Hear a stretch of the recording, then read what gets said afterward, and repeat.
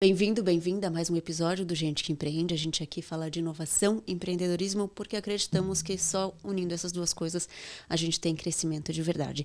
E hoje o assunto aqui é muito sério. A gente vai falar de saúde.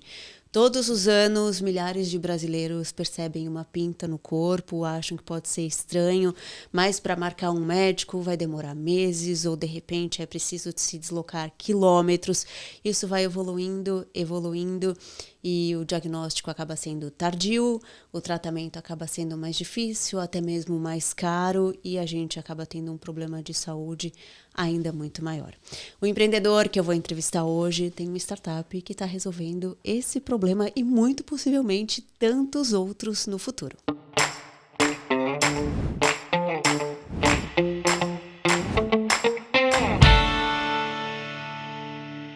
Antes da gente começar a conversa, quero lembrar que o Gente que Empreende tem o apoio do Estúdio Vida Moderna e da YTech. E compartilha, comenta, curta esse vídeo para que ele chegue a mais empreendedores e pessoas que precisam conhecer histórias incríveis que acontecem aqui no nosso país de inovação, de tecnologia, de pessoas que estão transformando, como o meu entrevistado de hoje, o Will Boelk, da AI Pathology. Tudo bem? Tudo, e você, como tá? Também, tudo bem. Obrigada por ter topado, muito feliz de ter você aqui.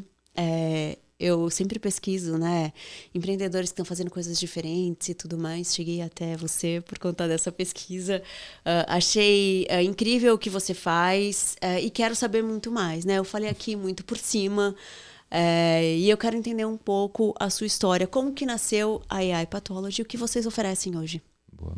Primeiro, muito obrigado pelo convite. Adorei e uma honra estar aqui. Muito obrigado por essa oportunidade de poder falar um pouquinho do que a gente gosta muito de comentar, que é a parte de saúde e tecnologia. A história da Hepatology bate com a minha história pessoal. Eu tinha 16 anos, meu pai estava muito doente. A Dermato fez a pergunta que a gente usa até hoje na empresa, que é: você tem uma pinta, alguma coisa assim? A gente não tinha plano de saúde, a gente passou pelo Centro de Especialidades Médicas, o ambulatório de especialidades, e lá você passa por todas as especialidades, por isso tinha caído na Dermato. Ela não sabia muito como ajudar e fez a pergunta que veio a ter o diagnóstico dele 2 semanas depois. A gente achou que é um câncer, um adenocarcinoma de sítio primário desconhecido, então ali já era uma metástase. Ele já tinha pontos no corpo todo, metástase já todo espalhado. Em 2 anos ele veio a falecer. Aquilo me impactou tão grande que eu queria fazer alguma coisa a respeito. Eu queria, para quem ia para economia, porque eu sempre gostei da parte de números, sempre gostei da ideia de empreender, tinha terminado um curso de técnico em administração na ETEC, lá em Limeira. E aí, falei, cara, não, vou para a área da saúde, é o que eu acho que eu devo fazer. Fui fazer odontologia, sempre vinculado à parte de estudos em onco, então tive chances de trabalhar com profissionais maravilhosos lá dentro da Unicamp, que me ensinaram quase tudo que eu sei sobre a parte de oncologia, sobre principalmente os desenhos voltados para a parte acadêmica, então os desenhos de pesquisa, que fizeram toda a minha formação. Eu consegui, durante a graduação, focar na parte de iniciação científica, consegui pular o mestrado e ir direto para o doutorado. Durante o doutorado foi quando veio a ideia da gente fundar a Hepatology. Eu falei, cara, quero fazer alguma coisa a respeito. Me lembrou tudo o que tinha acontecido. Ainda mais que começou-se a discutir sobre inteligência artificial na época. Eu tinha os primeiros primórdios do ChatGPT, na verdade. E aí eu falei, preciso de alguém que entenda muito de IA. Falei, eu não entendo, eu preciso de um profissional disso, que o restante eu vou cuidar. E aí foi a chance de eu conhecer o Lucas, que estava a 3 portas do lado. Ele tinha acabado de ganhar um prêmio na parte de inteligência artificial. Falei, cara, eu preciso desse cara. Bati, conversei, ele gostou da ideia primeiro, né? Quem que é esse doido parando na minha porta, me chamando para ser sócio? De um negócio que não faz a menor ideia do que vai acontecer. Mas a abordagem foi muito engraçada, que eu virei para ele e falei, você sabe que você tá deixando de ser milionário na mesa, né? Você já chegou assim? Eu cheguei assim, eu nem conhecia ele. Ele olhou e falou, cara, o que é esse louco que tá falando? Eu falei, não, cara, acho muito legal a gente publicar. Mas se a gente vender? Eu falei, eu tenho uma ideia. Aí ele, tá, me conta mais sobre a ideia. Eu expliquei a ideia que a gente tinha. Ele, pô, legal, eu topo. E aí a gente começou a Hepatology. Logo em seguida, Existe anualmente um hackathon que é organizado pela Escola de Saúde Pública de Harvard. Hoje acontece em 30 países simultaneamente. Então é um final de semana que em 30 países estão todos conectados. Eu tenho o vencedor de cada país vai disputar as finais. Então, depois que você ganha a seletiva nacional, você vai depois disputar a internacional. A gente teve muita sorte de ser premiado na parte de oncologia. A gente ganhou a seletiva nacional, teve chance de disputar o internacional, que aí são 6 etapas. E aí cada vez a gente falou, não, a próxima etapa a gente fica, pô, não tem como. E a gente foi passando, até chegar no último, que são 15 avaliadores do mundo inteiro, avaliar o seu pitch, que vão ser escolhidas 4 startups no mundo para fazer parte do Venture Program da Escola de Saúde Pública de Harvard. Que aí você tem chance de... São 6 semanas, muito parecido com a ELC, que é a Combinator, que é a aceleradora mais conhecida do mundo, que são 6 semanas direto que você tem aula praticamente todos os dias, que é um deep dive gigantesco de como fazer a empresa. Então saem pessoas que não fazem a menor ideia de como fazer a empresa, começando a fazer. Era o seu caso? E foi exatamente. Então, a gente conseguiu desenvolver, a gente ganhou a seletiva mundial também. É muito legal que naquele ano, em específico, das 4 startups, 2 eram brasileiras. Então, assim, foi totalmente outsider, totalmente não normal, porque a gente estava disputando contra Harvard, MIT, todas as grandes instituições. E a gente conseguiu sair campeão. E aí começou, de fato, a empresa. Fizemos o Venture. E aí começa a saga da Hepatology. E o que você acha que fez vocês serem escolhidos? Era a proposta de valor de vocês, o problema que vocês estão resolvendo? Foi a forma como vocês apresentaram tudo? Foi tudo isso junto? Acho que foi um conjunto de fatores. A gente ter uma ideia que nasce no Brasil e a gente entender muito rapidamente algo que está sendo hoje em dia discutido, que a gente não consegue falar sobre inteligência artificial, saúde, sem falar de variabilidade. A gente precisa que tenha todos os estudos e principalmente as IAs sejam treinadas em um ambiente que eu tenha o máximo de heterogeneidade possível. Eles precisam entender todas as variáveis. As variáveis, principalmente quando a gente fala de câncer de pele, não só as variáveis de tipos de lesão, mas principalmente as variáveis de pele. Eu preciso ter existem uma escala que se chama escala de Fitzpatrick, que são 6 tons. Eu preciso ter toda essa escala. E a grande maioria, se não todos, as datasets que eu tenho no mundo, isso eu digo fora do Brasil, são prioritariamente de pele branca, ou seja, são os 2, 3 primeiros. O restante não tem representatividade, que aqui no Brasil eu tenho.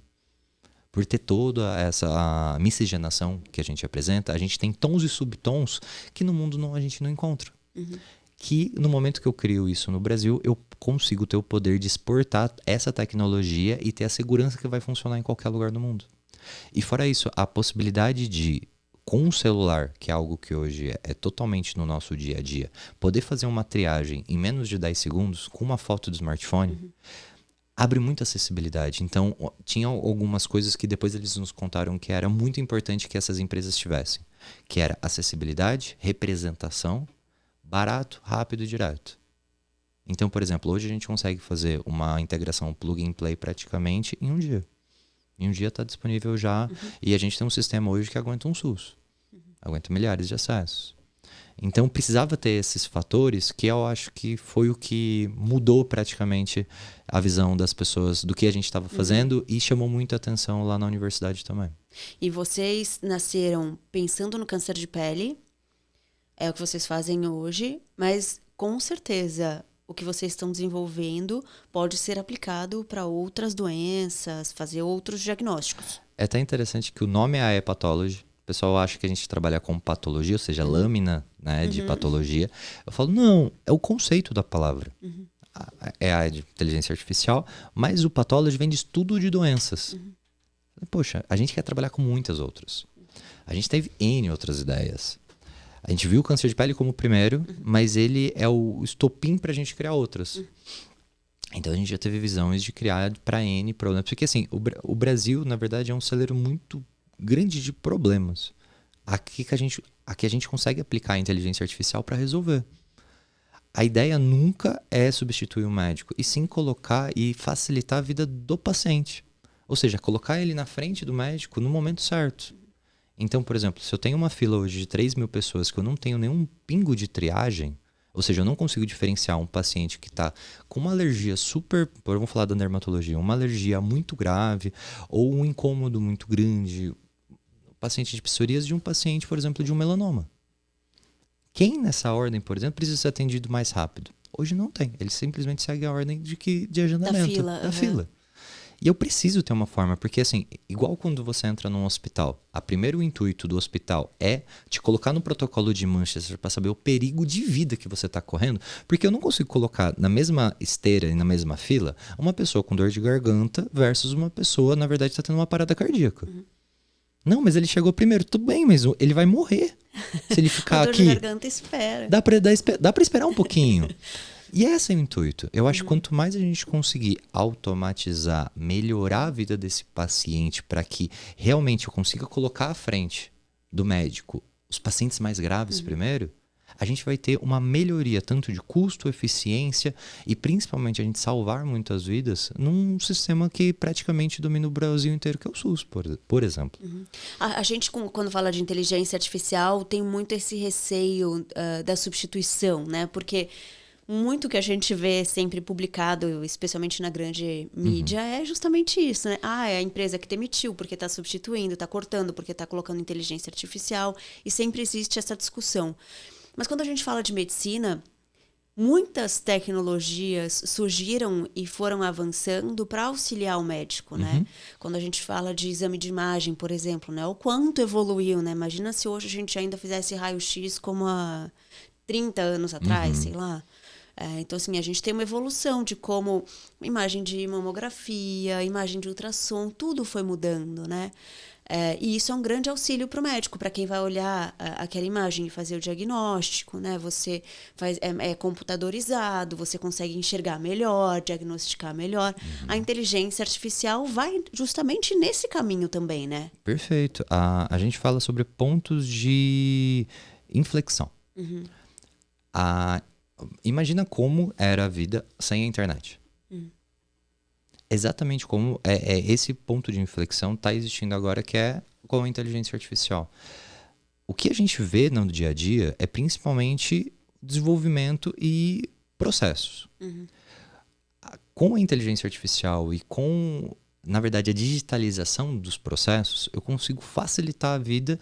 Por isso que, na minha visão, e eu acho que é a visão compartilhada de muitos CEOs e principalmente quem discute IA em alto nível, não fala sobre substituição, mas melhoria.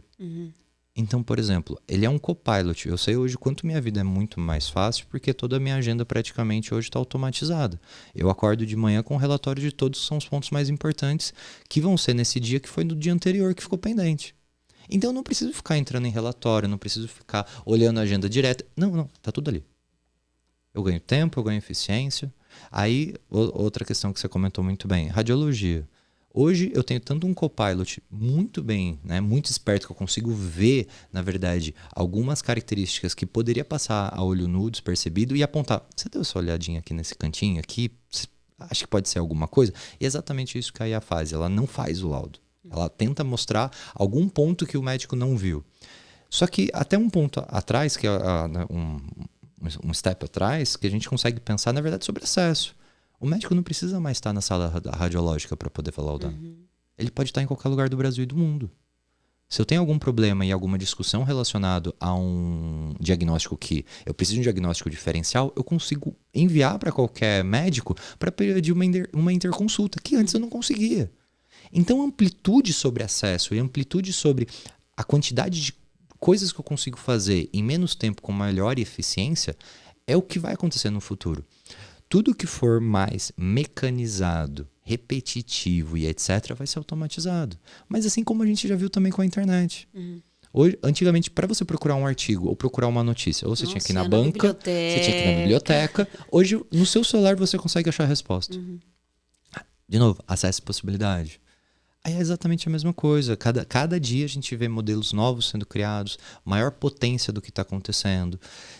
E isso, na verdade, vai ser exatamente... Todo mundo não tinha que fazer o curso de Word, o curso de pacote Office. Aí as pessoas vão ter que ter cursos agora sobre como conversar com a IA. Eu sei que se eu fizer um prompt, por exemplo, em cima de uma LLM, que são os conversacionais, um prompt ruim, eu vou ter uma resposta ruim. Exatamente o que acontecia antes. Se eu procurar mal no Google, eu tinha respostas ruins. Então, daqui para frente, eu vou ter, na verdade, uma adaptação do mercado do que está vindo da inteligência artificial. Então, as pessoas vão ficar para trás que não usar. Depende. Cada vez mais eu estou tendo um movimento que o feito por humanos está sendo cada vez mais valorizado. Os trabalhos, por exemplo, de um pintor, o trabalho de um artesão, é muito mais caro do que antigamente era. Porque eu quero aquilo, porque foi uma arte, porque foi pensado para humano, tem essas características. Diferente de uma imagem que eu vou imprimir no meu computador, por exemplo, né? É mais ou menos esse paralelo. Exato, e quando você ainda discute isso num teor um pouco mais filosófico, o humano é falho. Você se conecta muito mais. Um texto feito, por exemplo, para uma IA, você vai achar ele até genérico. Óbvio, tem textos muito bons e etc. Mas não substitui, por exemplo, um texto feito por um ser humano. Ou você usa, o ser humano faz com o apoio da IA e já é outra coisa também, né? Sim, pode melhorar, mas onde você se conecta muito mais? Com o que é humano. Exato. Então, cada vez mais existe esse movimento, só que em contrapartida eu tenho esse outra visão que é cada vez mais valorização do trabalho manual, do trabalho mais, aspas, mais braçal, que é realmente o sentar, o conversar, o fazer, que a IA não vai fazer. A IA, ela não cria. Tudo que existe na internet, etc., ela reproduz. A criação de algo totalmente novo depende do ser humano. Então, por exemplo, a criação de uma música. Não, ela vai pegar tudo que já existe sobre música relacionado e vai criar algo em cima daquilo. Porque se ela não tiver background, ela não vai conseguir fazer. Então, tudo que eu falo sobre inteligência artificial vem de background. Então, a criação em si... Depende do ser humano, né? E o background que o ser humano tem de anos e anos e anos e anos. E às vezes backgrounds completamente opostos àquele ponto. Então eu falo, nenhum conhecimento que a gente adquire durante a vida é inútil. Eu já usei coisas que não tem a menor a ver A com B. Eu falei, poxa, se eu fizer desse jeito, vai funcionar. Até para mim tem um exemplo muito interessante que aconteceu. Eu trabalhava com motilidade celular, então eu via o quanto a célula conseguia se movimentar depois do tratamento, que era principalmente para mimetizar o que acontece dentro do corpo humano para a parte de metástase. E eu tinha que ver o poder de migração. Tá, mas eu tinha que acertar a foto todos os dias no mesmo lugar dentro de um pocinho no microscópio. Cara, é extremamente difícil. Porque, assim, o microscópio, ele começa... Tudo que a gente vê pequenininho fica gigante. E eu precisava acertar sempre no mesmo lugar, porque eu tinha que acompanhar se o que estava acontecendo, se a célula estava se movendo ou ela não estava conseguindo. Aí eu lembrei de algo que eu aprendi com meu pai, né, muitos anos, que a minha família tem uma confecção lá no interior de São Paulo e a gente fazia silk. E para bater a cor no mesmo lugar, tudo certinho, você fazia uma marcaçãozinha no canto. E aí tinha que bater a cruzinha que fazia para marcação. Aí o que eu fiz? Eu peguei, fiz a marcação embaixo da placa. Então todos os dias eu batia a cruzinha no mesmo lugar. Então, cara, o negócio que eu adquiri lá, eu consegui aplicar em outro. E é isso que o ser humano faz. A IA não vai conseguir cruzar. A IA não vai conseguir cruzar. Exato. Então, tipo, a gente abre, na verdade, a chance de criação muito mais.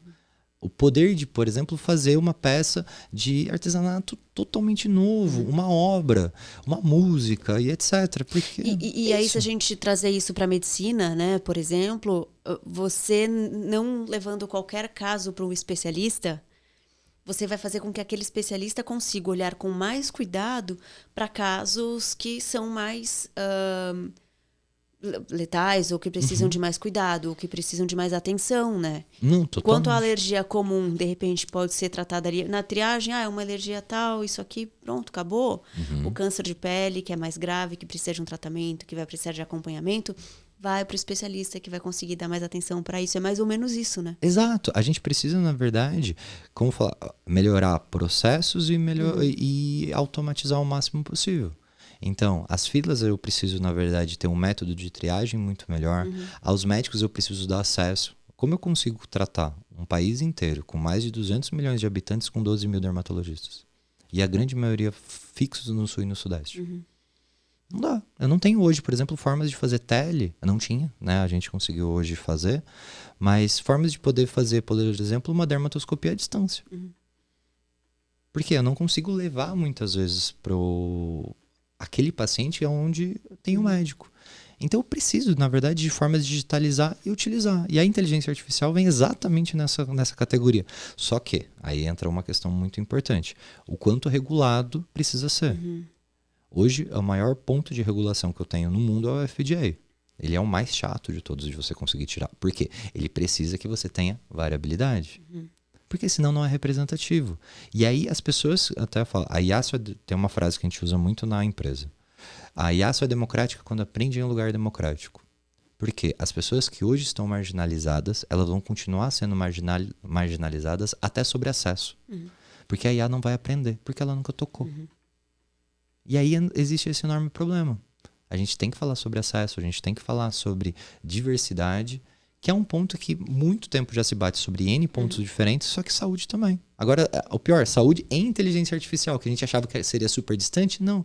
Se eu não ensinar ela, por exemplo, que uma pessoa de pele negra também tem câncer de pele, ela não vai estar nem no dataset, a IA não vai aprender, e se ela passar no sistema, o sistema não vai funcionar.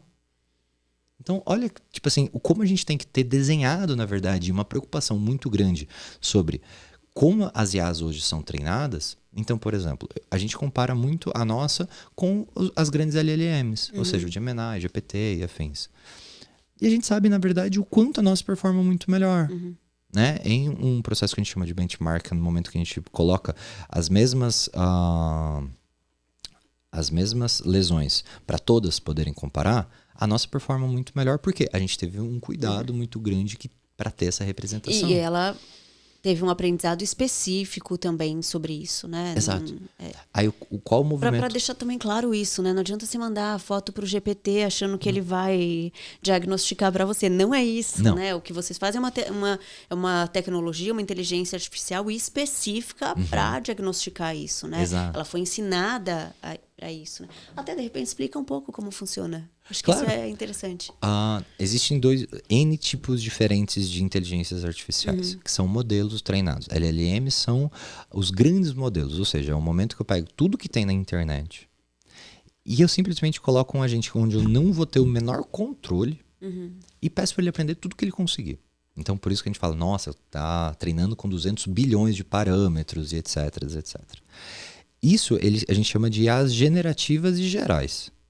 Que aí, como eu falei, GPT, Gemini e etc. A gente, por exemplo, hoje a gente vai estar treinando modelos novos, mas a nossa base é um modelo que a gente chama de CNN, que é o Convolutional Neural Network.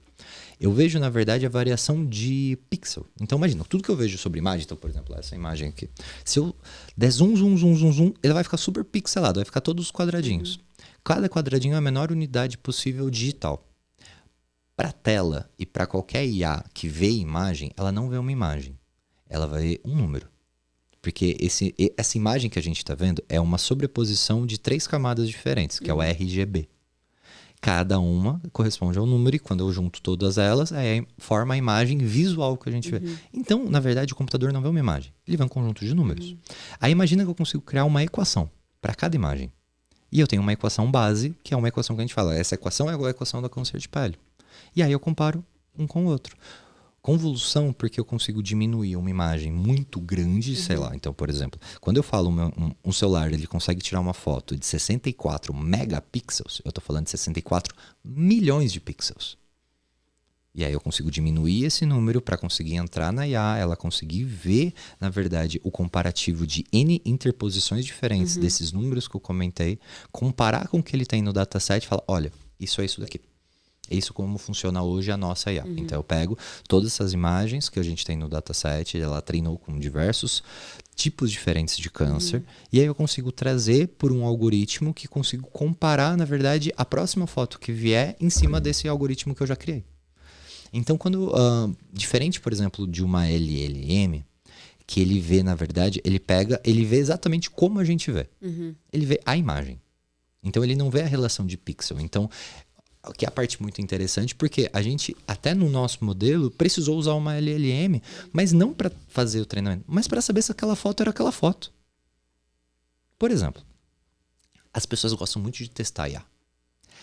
E a gente não tinha muito pensado sobre, logo no início. E aí a gente viu que as pessoas começavam a tirar foto de coisas aleatórias e aí ia rodar. E aí eu tive que criar uma layer de qualidade, ou seja, para saber se a foto tá boa, se o brilho tá legal, se o foco foi bom, pra IA poder performar de uma maneira melhor, mas principalmente se o que ele tava tirando foto era realmente uma lesão de pele. Porque eu já vi, até no momento que a gente começa a abrir as coisas, cara, a pessoa tirou foto de um buraquinho na parede.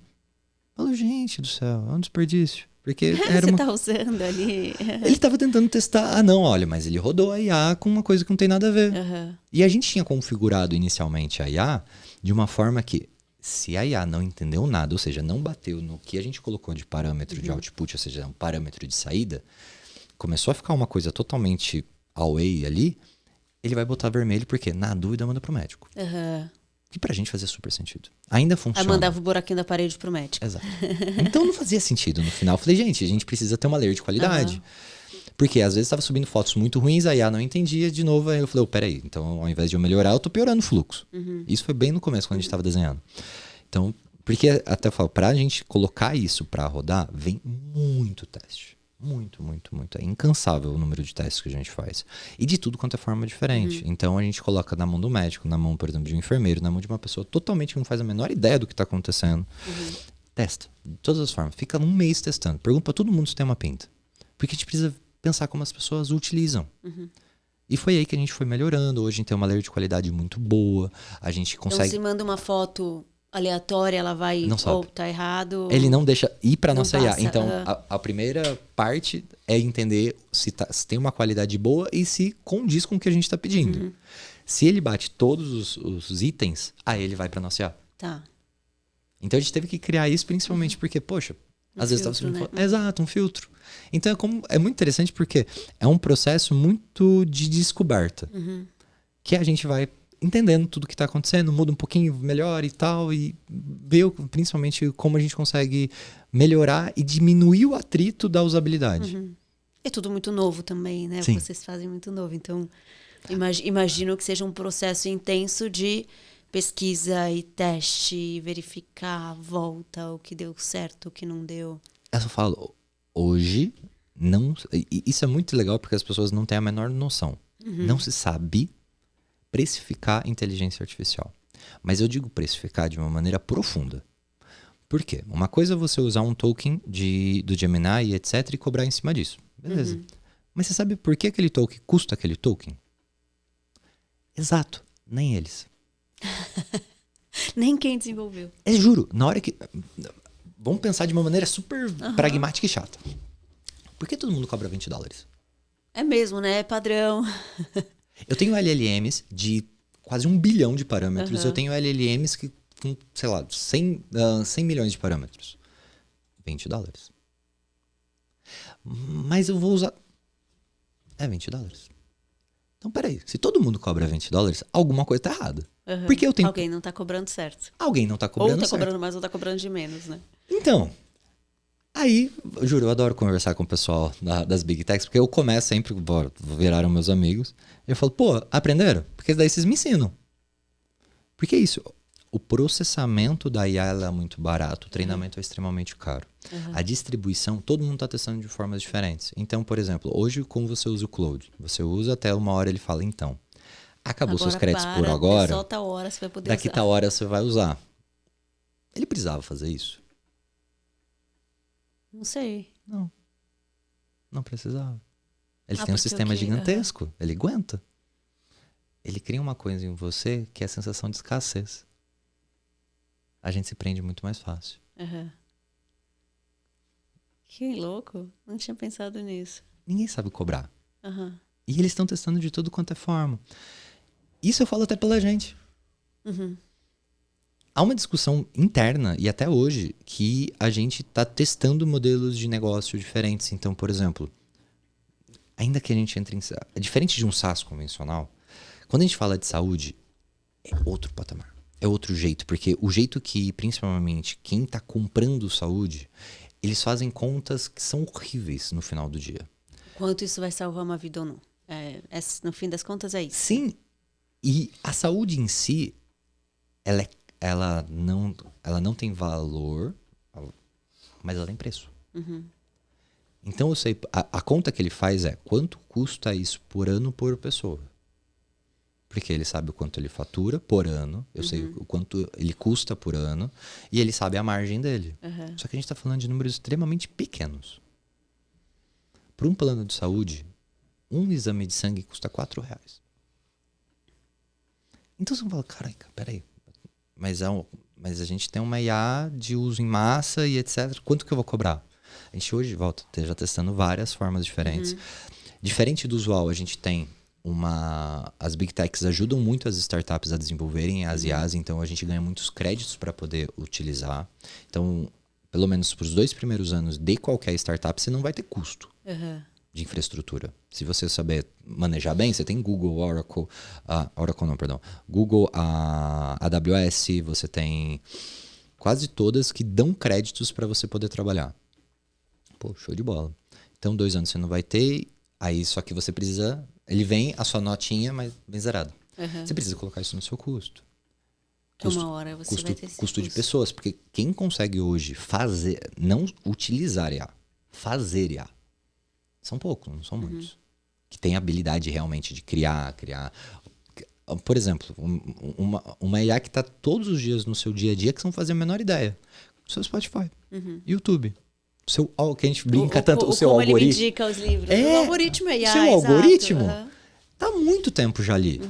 A gente já usava sem usar de fato, né? Não estou ligando a IA para usar, né? O primeiro modelo de IA, se eu não tenho, é em 1960.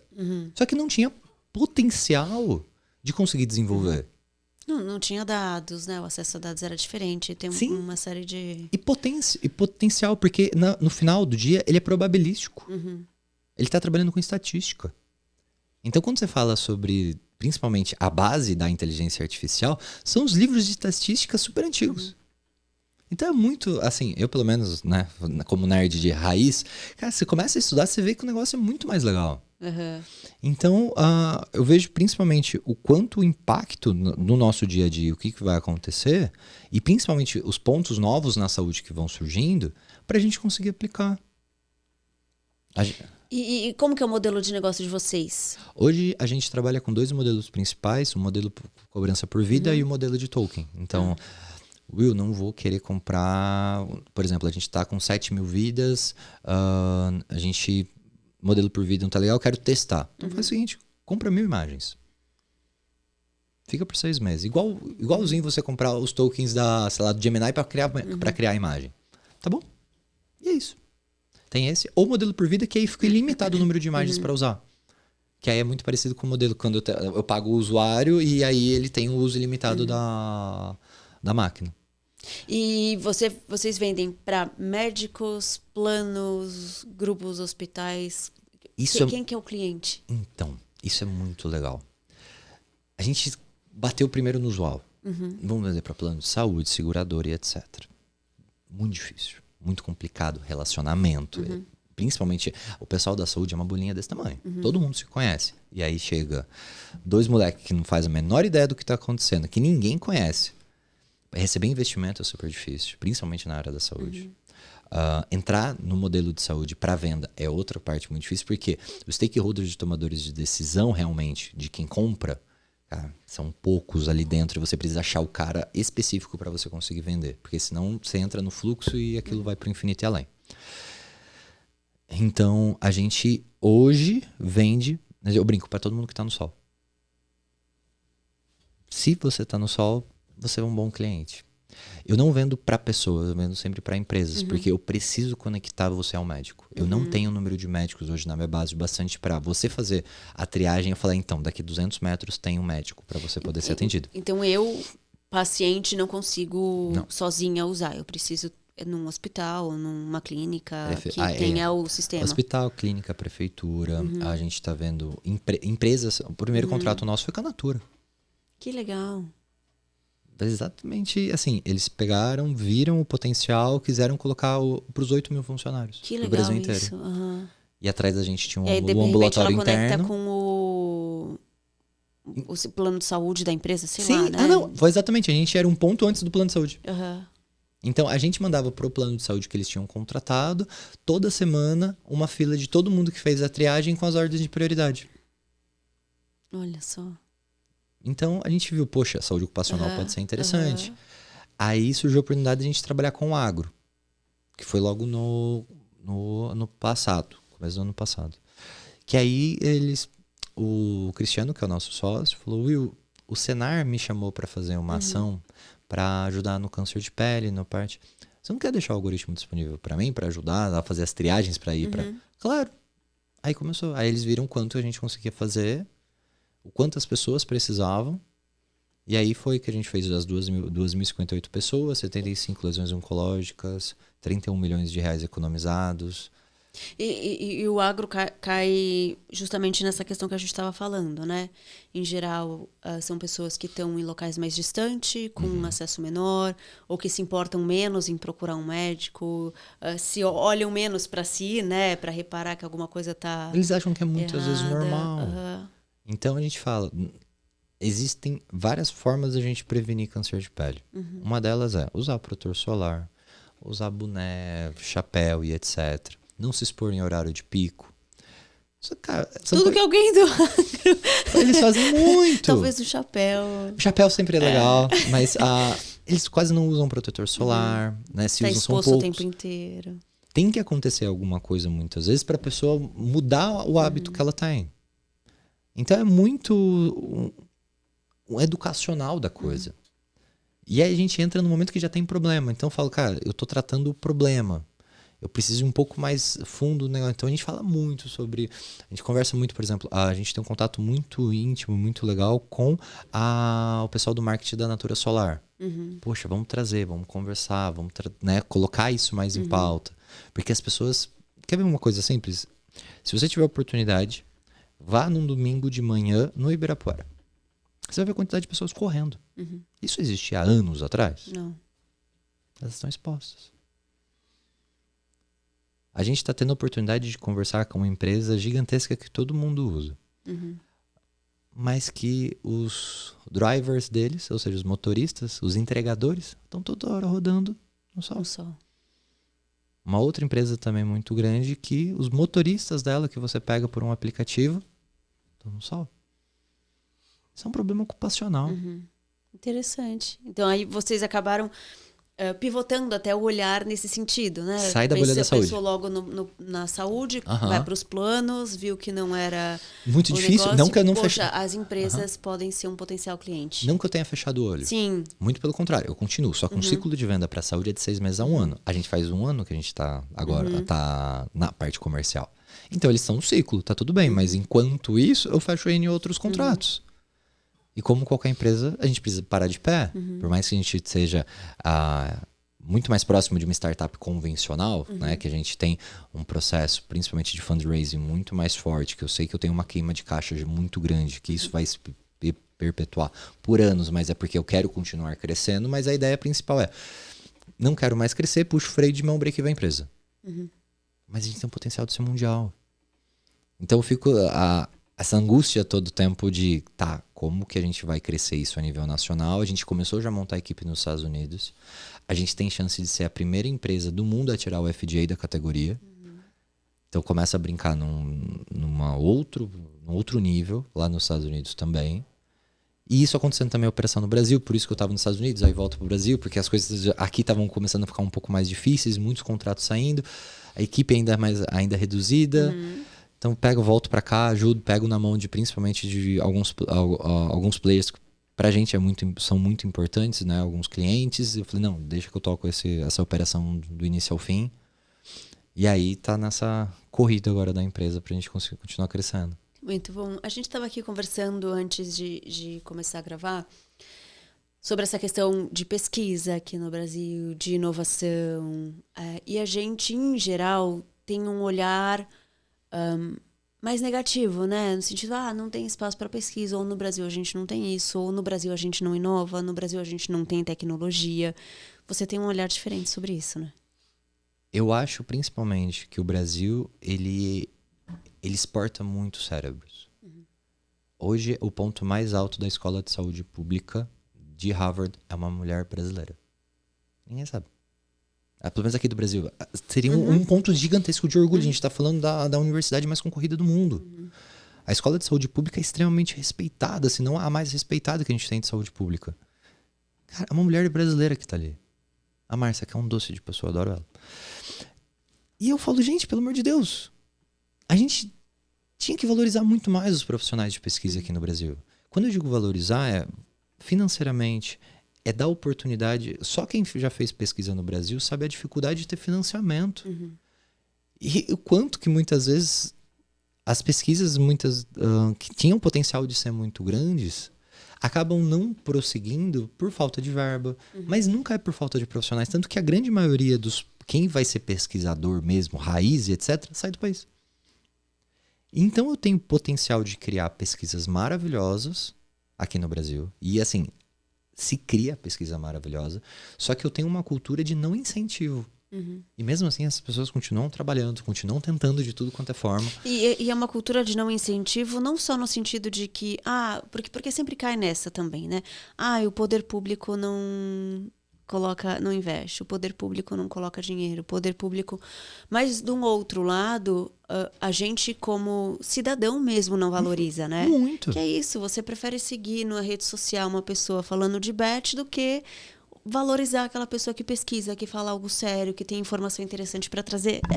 Isso. Cai nisso também, né? Então, prefiro dar dinheiro pro jogador de futebol do que tá falando sobre tecnologia aqui, né? Então, tenho a valorização nesse sentido também, né? E aí, enfim, acaba sendo Eu tenho uma crítica muito grande à estrutura acadêmica hoje. E é algo que eu trago, assim, em pauta sempre para conversa.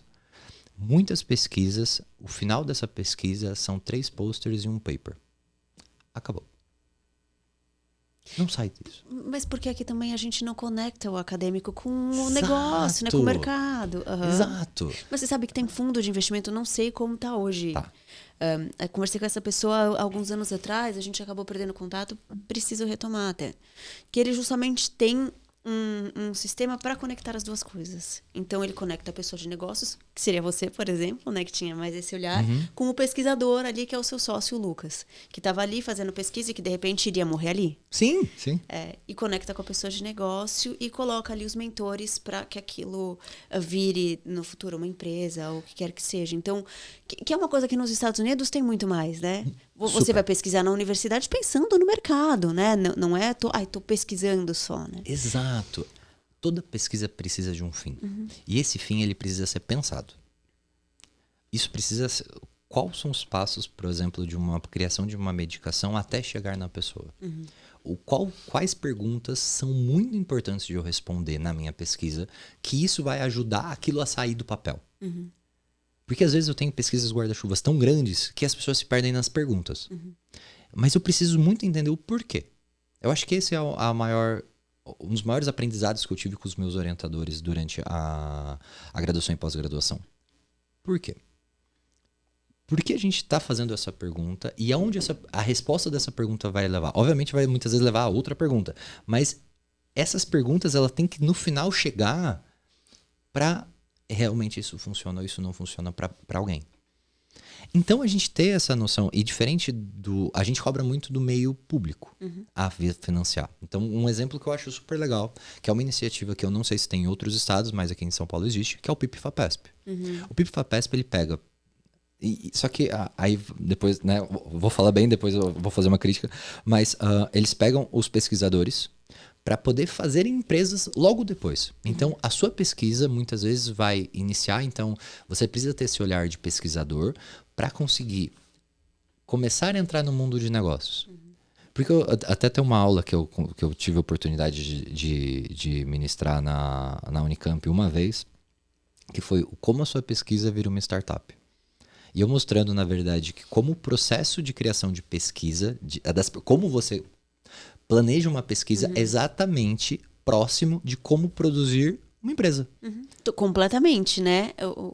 É uma Tese, base muito parecida. MVP, teste e assim por diante. Então, quando você projeta tudo isso, você vê, na verdade, o potencial que os pesquisadores brasileiros teriam muitas vezes de desenvolver N outras coisas novas a sair do mercado e não ficar parado em um paper, 2 papers, whatever, e apresentação na parte acadêmica. É sair, entender que a academia não é para ser fechada na academia. Ela tem que ser expandida para o mercado. Porque senão vão ter pessoas um pouco mais inteligentes, não digo inteligentes, mas oportunistas, que entendem na verdade que, poxa, peraí, você fez isso. Poxa, então eu vou te dar 10%, 5% do negócio, e eu vou pegar esse negócio e eu vou soltar no mercado, tá bom? E, cara, a pessoa mesmo poderia ter feito isso. Sabe, eu acho que há uma falta muito grande de dentro da academia, eu digo, no centro de pesquisa, do incentivo, na verdade, à monetização do que está sendo criado e o incentivo ao empreendedorismo. Eu ia falar isso, a gente daí cai até em uma outra questão, né? Que qualquer curso que você vá fazer, talvez a administração, você esbarre mais em negócio, mas ainda assim, em geral, você está sendo ensinado e está aprendendo a virar funcionário de alguém, né? Então, você estuda administração para virar CEO numa grande empresa, não para construir a sua. Nenhum curso você tem esse foco de empreender, né? Ensinar aquela pessoa que ela pode ter um negócio, né? Então, sei lá, eu faço, ainda mais hoje, né? Eu fiz jornalismo. Quando eu fiz jornalismo, a gente ainda não tinha o YouTube como a gente tem hoje, por exemplo, não tinha rede social, não estava começando o Orkut na época que eu fiz a faculdade. Então, assim, era outra vida o online, né? Tinha alguma coisa, mas era outra coisa. Você necessariamente, para estar publicando uma reportagem, precisava de uma grande mídia. Hoje não. Hoje você pode criar muita coisa, né? Então, você ensinar um aluno de jornalismo a abrir a sua própria empresa, como que ele vai fazer isso, quais serão as fontes de renda, existe muitas possibilidades, né? Então, toda a universidade precisa disso, né? Precisava ter uma matéria. Odontologia. Sim. Cara, você vai virar dentista, você vai empreender, porque você vai ter seu consultório. Ainda que tem uma matéria sobre. Tem? Hoje em dia tem. Que é tipo assim, tá bom. Vou abrir meu consultório. Como gerir? Quais impostos que eu tenho que pagar? Quais coisas da vigilância sanitária que eu tenho que ter? Tem. Ainda assim é muito pouco, né? Ainda assim é muito pouco. Mas aí que eu acho muito legal das pessoas terem a cabeça cada vez mais ampla. Todo mundo faz odontologia, por exemplo, para virar propriamente dentista. Não sabe que tem um monte de espaço, por exemplo, na indústria. De criação de material, de muitas vezes divulgação. Cara, tem um molde de coisas que dá pra fazer. Então, por exemplo, uma das maiores franquias que a gente tem no Brasil é uma franquia odontológica. Há quanto tempo que aquele cara não senta numa cadeira? Verdade. Aí se bobear, o dono não é dentista. Ele viu um espaço muito bom de um mercado muito aberto. Então, acho que principalmente, óbvio, eu falo, empreender não é pra todo mundo porque precisa ter estômago. Sim. É muito difícil e, assim, é extremamente desafiador. Mas aos corajosos, existe um mundo aberto. Mas você sabe, Will, o que eu acho? Posso estar completamente enganada, porque, obviamente, não tenho dados sobre isso, porque eu acho que é muito futuro. Mas eu acredito que talvez a gente até já viva isso. Você empreender vai ser necessário. Você não vai ter mais um emprego como a gente tem hoje, sabe? Eu acredito muito nessa perspectiva, assim, de alguma forma, mesmo que você esteja ali como um funcionário numa empresa, você vai ter que ter alguma coisa empreendedora em você e você vai precisar adquirir essa habilidade, porque com essa coisa de inteligência artificial, tudo vai mudar. A forma como a gente trabalha vai mudar. Então, eu acredito muito que empreender vai ser uma habilidade que vamos ter que adquirir, sabe? Entendo que cada um vai entender ali qual é o seu nível de risco, né? Então, você montar uma startup inovadora na área da saúde é um risco gigantesco, né? Você tem que ter estômago para isso. Mas, de repente, eu vou precisar ter um negócio que eu presto serviço para as pessoas e vou ter que ter estômago para não ter uma receita recorrente todo mês. Vai variar. Isso vai ser um nível diferente, mas você vai ter que aprender a trabalhar isso, né? Então, eu acredito muito nessa perspectiva. E aí, já aproveitando, né, que a gente falou aí dos riscos da startup, de inovação, né, na área da saúde, como que foi isso? Assim, porque, óbvio, você é dentista, você está na área da saúde, seu sócio também, né? Apesar de estar ali na pesquisa já com tecnologia, ele também é da área da saúde, né? Como é entrar nessa área? Como que é a negociação? Como que vocês lidam com isso? Assim, é uma área super regulada, é uma área que você precisa ter muita preocupação porque você está lidando com vidas, né? Como que é inovar com saúde? Eu acho que sempre quando a gente fala sobre empreender na saúde, a gente fala muito de propósito. Porque eu acho que é uma das áreas, de todas, assim, que eu já tive contato, a mais desafiadora. Mas porque em N lugares você vai se deparar com questões sociais que as pessoas simplesmente não querem fazer algo por questões econômicas. E para pessoas, eu acho que parecidas comigo, que falam muito sobre propósito e são movidas ao propósito de ajudar, você fica louco. Eu brinco, teve uma vez que eu quis jogar o cara do 5º andar, porque ele não acreditava sobre prevenção. Dá vontade de virar para ele no meio da reunião e falar que não é sua mãe que tá com câncer de mama. Senão você vai fazer de tudo para curar. Você não vai ser contra a mamografia. É que, nossa, eu fiquei revoltado. Mas aí você vai aprendendo a ter casca, do tipo assim, tá, entendi quem é a pessoa que tá na minha frente. Entendi E o que essa pessoa não vai mover. ser o meu cliente de repente e ok. Né? Às vezes o que vai mover ela não é falar sobre que eu vou salvar vidas. O que vai mover ela é falar, então, eu vou economizar tantos milhões na sua conta. É isso que vai fazer você contratar pra gente salvar vidas? Então é isso que eu vou falar. Então, há uma quebra muitas vezes de expectativa versus o que você encara no mundo. É um meio, como você falou, ultra regulado. Então você precisa saber navegar na parte de regulação. A gente tá tirando a Anvisa para a nossa categoria. É um processo muito moroso. E por ser algo muito novo, há sempre discussões sobre inteligência artificial. Então a gente fala, se a gente em qualquer momento falar a palavra diagnóstico, a gente tem na escala 4, que é o pior que tem, que é o preciso de clinical trial, preciso de um monte de coisa. Por mais que a gente tenha, a gente queria facilitar e deixar mais barato, a gente faz triagem. E a gente vê, na verdade, o maior potencial que a tecnologia tem não é o diagnóstico, é a triagem.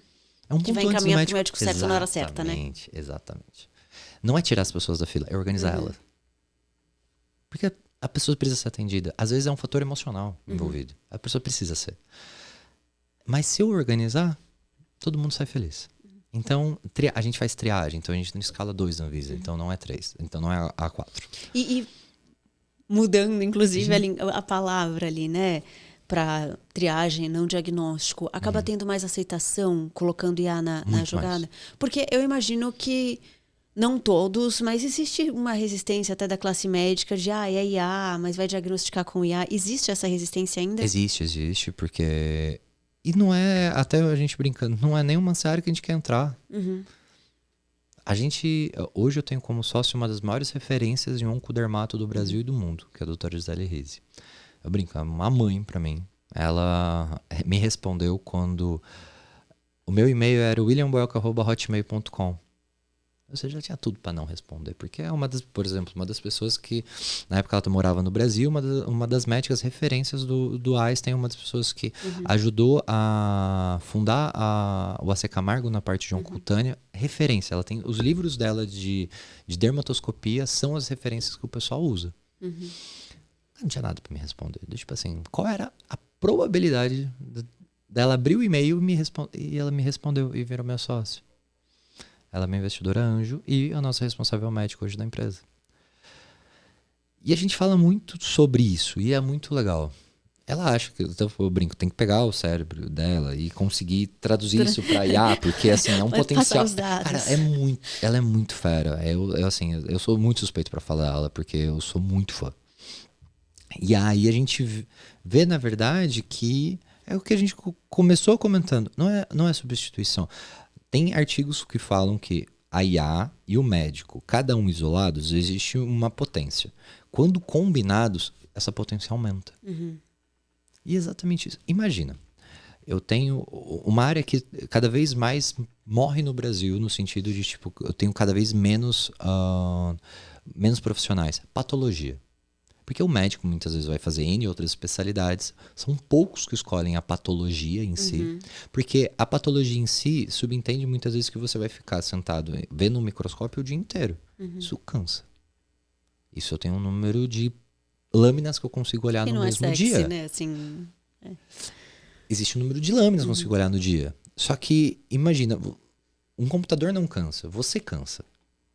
Se eu conseguir colocar são, sei lá, 20 lâminas. Eu consegui colocar as 10 primeiras, as que tem maior chance de ser algo oncológico. Não é mais interessante? Você tá mais descansado, o olho tá mais tranquilo. A chance de errar é menor. Então, poxa, então se eu coloco uma IA para fazer a triagem dessas lesões antes do médico olhar, pode ser que eu ganhe uma eficiência. Aí eu posso ter um copilot que fala... Ele fala, não, é isso.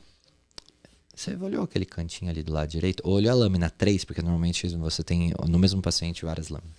Mas você olhou a lâmina 3? Vamos dar uma olhada de novo? Então, esse copilot, esse, beleza, double check, que eu acho que realmente é o futuro. Eu acho que não vamos tirar nenhum segundo o fator humano da equação, mas a gente vai aperfeiçoar ele. Então, dá um ambiente mais favorável para ele poder trabalhar, dá uma velocidade, digitalização, tudo que puder aumentar o potencial do ser humano de poder trabalhar, eu acho que é o que vai acontecer. Eu acho que cada vez mais, como eu falei, coisas mecanizadas vão diminuir, porque eu vou conseguir automatizar. Mas, aonde o ser humano mais brilha é onde a gente mais vai colocar energia. Que é no cuidado. Exato. O olho no olho. Imagina um profissional que hoje eu preciso dar o desenvolvimento desse paciente enquanto eu estou sentado. Eu tenho meia hora de consulta, mas eu preciso escrever 3 parágrafos enquanto o paciente está sentado na minha frente, porque eu estou colocando. Então, oi, você tá tudo bem? Aí eu falo, nossa, o cara nem olhou na minha cara. Cara, o sistema não ajuda. Eu tenho só meia hora por paciente. Eu preciso acelerar e eu preciso de andamento. Se eu esquecer de colocar meia dúzia de palavras, o seu prontuário vai ficar incompleto. O próximo profissional que sentar pode ter um entendimento errado do que estava acontecendo no seu caso e te prejudicar. E aí eu posso ser processado. Então, hoje eu tenho, por exemplo, IAs de transcrição de atendimento médico. Eu não preciso mais anotar nada. Eu só preciso, na hora que você acabar a consulta, eu olhar e falar, beleza, ok. Olha o que eu tô ganhando. Eu tô ganhando mais tempo olho no olho, eu tô ganhando mais tempo de cuidado, de eu poder sentar e relaxar para Exato. Conversar, entender o que o paciente precisa, né? Exato, porque tem aquela frase super conhecida, né? No final do dia, que sejamos 2 almas humanas se conectando. E é isso, é o cuidar. O cuidar subentende atenção. Quando eu tenho atenção dividida, porque esse médico muitas vezes está num plantão de 48 horas, ele está no final da 47, cansado e etc. E ainda tendo que fazer um monte de coisa, ainda numa super eficiência, num estresse gigantesco, vamos melhorar a qualidade de vida desse cara? Não tem como, tem coisas que assim, eu escrevi o prontuário, não tem discussão, eu preciso que ele escreva. Mas poxa, hoje em dia com todas as ferramentas que a gente tem, vamos digitalizar. Dá para ser mais simples, né? Exato. Vamos colocar, por exemplo, na hora de fazer um laudo, um sistema de voz que ele só vai falando. Poxa, características da lesão, isso. Cara, ele já vai colocando em todo o prontuário certinho. Então, histórico do paciente, características da lesão. Ele pode começar por ordem totalmente diferente. Ele vai organizar. No final, ele vai olhar. Beleza? Ok. Acabou. Ele vai ouvindo o que o paciente está falando. Então, às vezes, se passar uma informação despercebida, ele aponta. Ou muitas vezes tem agora alguns que eu estou prescrevendo, o paciente me fala uma medicação que pode ter interação, ele dá um pop-up no meio da tela. Opa, essa medicação pode ter interação com tal medicação. Você tá tudo bem? Não, vou continuar, eu não vou continuar. Quantas vezes eu não consigo errar? Diminuir um erro médico. Porque às vezes eu não conhecia aquela medicação tão profundamente para saber que vai ter, porque não é, por exemplo, não é da minha área, né? Eu pego por exemplo, um paciente. Eu tô indo no endócrino. Exato. E ele tem uma outra medicação que o cardiologista mandou, né? Isso, uma medicação super nova que acabou de lançar, poxa, ele não vai estar olhando os últimos papers que saiu daquela área em específico. Então eu ter essas opções de interlocução, eu acredito realmente que seja o futuro da saúde. Como eu falei, a gente conseguir levar pro alto do Xingu atendimento de qualidade traz uma amplitude, na verdade, de acesso que anos atrás a gente não tinha. Eu tenho conhecido a área da tecnologia, de inteligência artificial, inclusive, e ele fala que todo mundo vai ter um médico de bolso, né? Como tá ali o meu GPT da área da saúde, né? E o que você está falando é mais ou menos isso, mas ampliado pelo fato de que eu estou acessando o melhor especialista que pode estar na China. Exato. Né? Cirurgia robótica. Hoje se consegue fazer cirurgias com o maior especialista do mundo daquela categoria em outro continente. Ele tá lá sentado numa sala, né, todo climatizado, tudo certinho, fazendo a cirurgia, acabou, ele levantou, acabou. E o cara foi feita a cirurgia em outro lugar do mundo. E aí é isso, né? Não é sobre como eu estou usando a tecnologia para a saúde, né? Mas como a tecnologia está ampliando de fato o acesso a profissionais qualificados e com informação para de fato ajudar e fazer diferença, né? E melhorando esse profissional. Então, por exemplo, nessa máquina, por exemplo, dependendo do movimento que a pessoa faz, a própria IA consegue corrigir um pouquinho que ia para a direita, ele já joga para dentro. Então, eu consigo melhorar, na verdade, a qualidade do meu atendimento. A qualidade e diminuir os erros que muitas vezes, por não ter essa amplitude, né, de não só de investimento, mas também de acesso à tecnologia, a opções de tecnologia diferentes que eu acabava causando. No final, o que todo mundo, eu acho, o máximo quer fazer? Melhorar os atendimentos, ter pessoas mais saudáveis e conseguir diminuir a mortalidade. Qualidade de vida. Hoje a gente tem o wearable a rodo, né? É anel, pulseira e etc. O que a gente faz com tantos dados? Vamos melhorar. A gente tem hoje IAs acopladas a esses wearables que conseguem muitas vezes, não sei se você já teve a oportunidade de usar, mas é muito legal. Eu brinco, eu sou um early adopter gigantesco a isso. Eu vejo o negócio lançando, eu falo, cara, quero testar, quero fazer. Moço, será que esse negócio é da hora pra caramba? Eu nunca usei. Não, recomendo usar. Hoje a gente tem dois grandes, que é a Aura, que é o anel, e a UP, que é a pulseira. São os dois maiores que disputam. A Google entrou agora com uma pulseira que é 4 vezes mais barata do que a pulseira da UP. Então, há essa briga sobre dados em saúde. Eles pegam todos os seus dados acoplados que ele pega o dia inteiro. Então, eles pedem para mais ou menos uns 2 meses para entender o seu padrão. E a partir dali ele consegue entender a longo prazo o que está acontecendo com a sua saúde.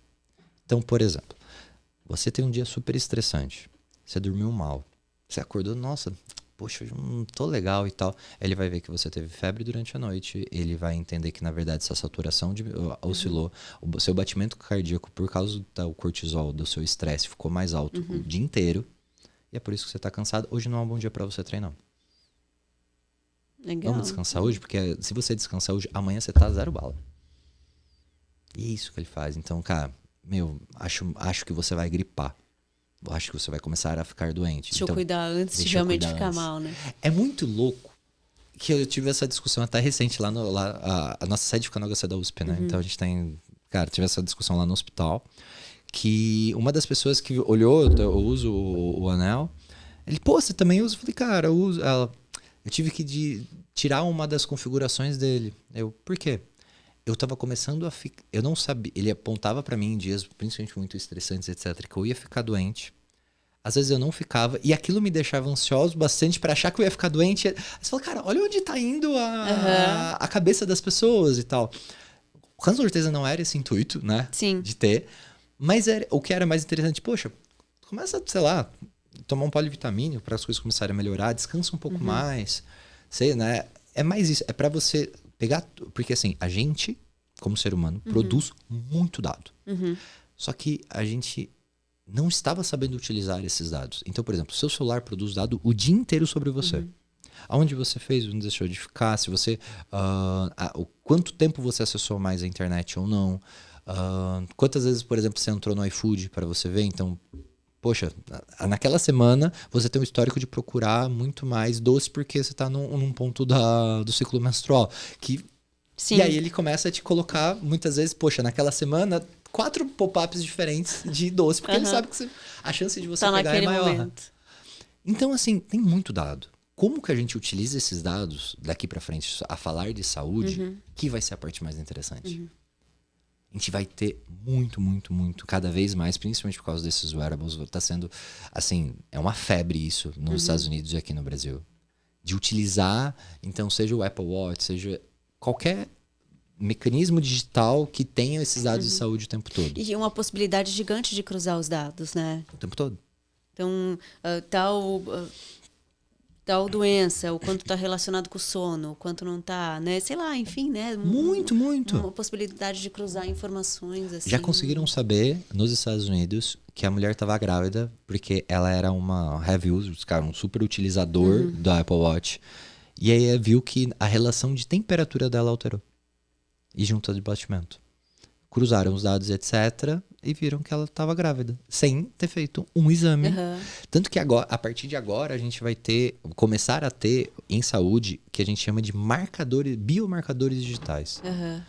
Porque antes a gente tinha, por exemplo, marcadores químicos. Então eu vou ver, por exemplo, alterações genéticas e etc. Se tá cortisol. Tá bom. Agora eu tenho marcadores digitais do que está acontecendo, que eu consigo agora entender como está a saúde desse paciente de uma maneira totalmente longitudinal. Porque todo mundo tem um padrão. Imagina que do nada, por exemplo, um paciente... isso foi até legal que a gente falou ontem no nosso podcast lá na Oracle, que um paciente cardiopata estava... Ele começou com uma arritmia, só que... Vamos fazer o seguinte, como ele não estava fazendo o ESG direto, vamos pegar o batimento. Então, sabia que todo momento, sei lá, a partir das 6 horas, que era o momento que a medicação começava a descer, o batimento dele subia. Então, ele tinha uma média de 60 a 70 batimentos cardíacos médio, ele subia para mais de 80.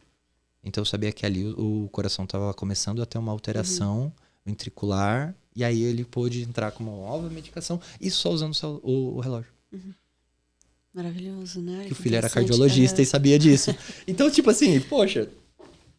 O filho pegou o relatório. Personalizar, né, Will? Exato. Que eu vou saber como o Will funciona, né? Como a Juliana funciona. Então, você consegue personalizar algo que a gente não consegue até hoje, né? No fim das contas. Que é o que... existe um conceito que é a saúde 5.0. Que é o que a gente vai começar a viver agora. Que é, o 4.0 era dados. O 5.0 eu pego a IA e começo a utilizar esses dados para personalizar cada vez mais cada ação.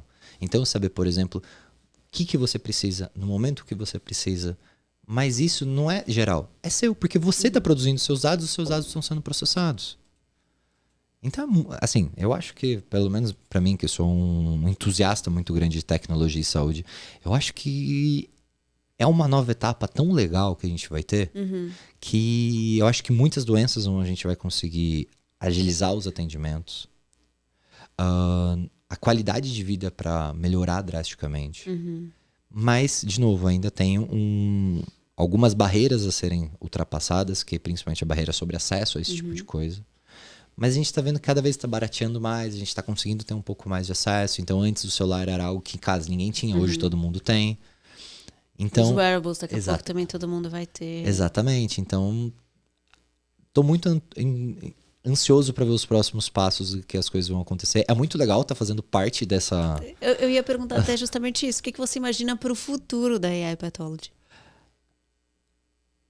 Cara, a gente tem uma meta de conseguir ser global.